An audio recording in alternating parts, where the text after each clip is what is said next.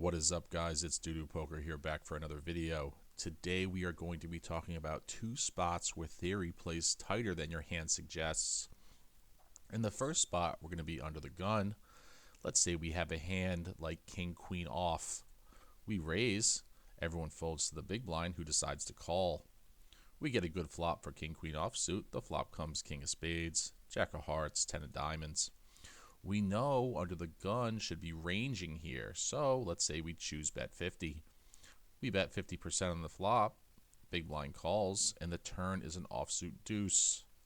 Now big blind checks to us again, and we can either bet or we can check. Let's say we decide to bet with our king queen off. We bet 75%, and the big blind calls. Now on the river, we get a great river for us, king of clubs. We have top trips, well, second top trips, but he doesn't have much ace king. But big blind checks, and what do you notice? You notice we never bet river here. It's actually a decent sized mistake to bet. So why is this? Because big blind can still have a straight like ace queen, or can have a boat like king jack or king 10, and also has lower boats like pocket 10s and pocket jacks. We never bet our king queen on the river, even though we improved. Even ace king is mostly checked. And let's see what happens if we bet 84% here.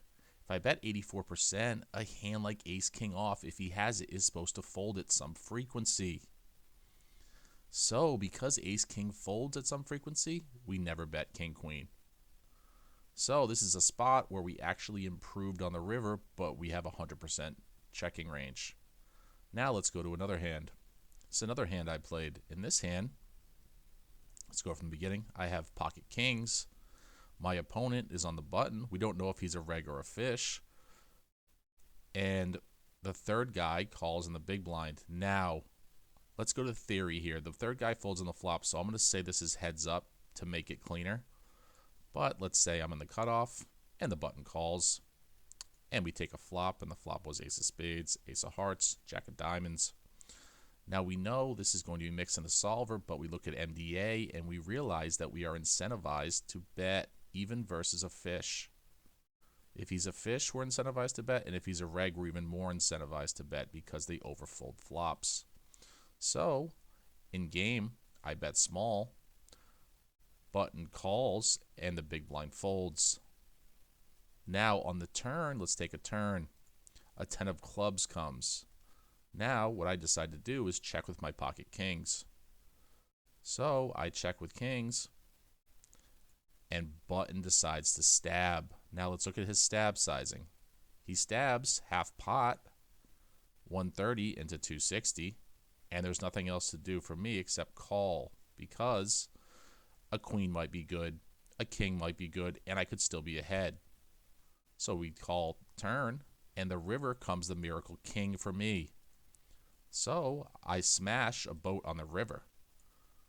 But we're not done yet. So in this spot, I decide to check to the button, who I'm hoping bets.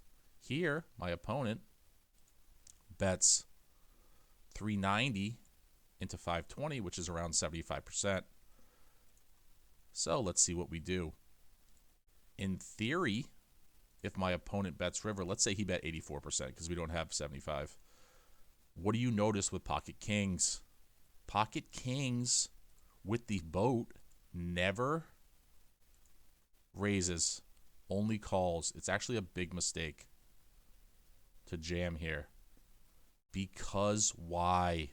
Because if I jam a hand like ace 10 suited, becomes 0 EV. So does 10s. So does jacks. So my opponent is supposed to fold a boat with pocket jacks and a boat with pocket 10s, and ace 10 is supposed to be 0 EV. But if he's a fish, then he would call off with queen X and ace X, right? So we want to know if this guy's a fish or a reg, but this is our first hand at the table. So I have to make a calculated decision, and I chose wrong. I thought he would be more likely to be a fish than a reg, even though it's a mistake, and watch what happens. He snap calls and he has ace-10. So theoretically, this is a blunder. In theory, you should be playing much tighter than our hand suggests, even though we have a boat of kings full of aces. He has too much ace-10, he has too much ace-jack, and that leads us to playing more passively with our bottom boat. So these were two hands where you play much tighter than your hand suggests. In the first hand, we had trips where we improved, but we realized we never bet because a hand like ace-king is supposed to fold at some frequency on the king-jack-10 to king board. On this hand, we river bottom boat, or not bottom boat, but kings full of aces, and it's a lower boat compared to ace-jack and ace-10, and we should just call in theory. So two spots where you play much tighter than your hand suggests. If you guys enjoyed this video, please give me a like, please give me a subscribe. New video every single day, 9 a.m. Eastern Standard Time, and I will see you in the next one. Take care.